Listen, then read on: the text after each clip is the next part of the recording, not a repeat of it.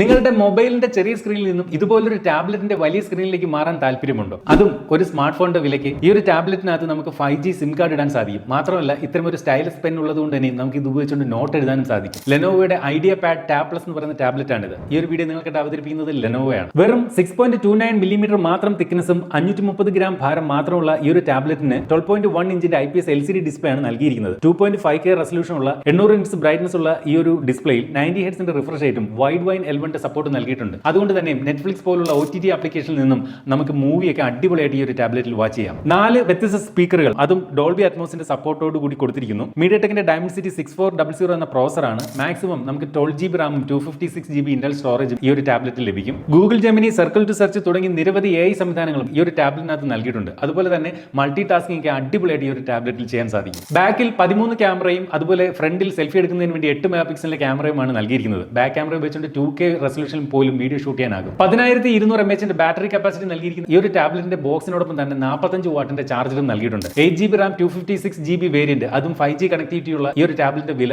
27,999 രൂപയ്ക്കാണ് സ്റ്റാർട്ട് ചെയ്യുന്നത്.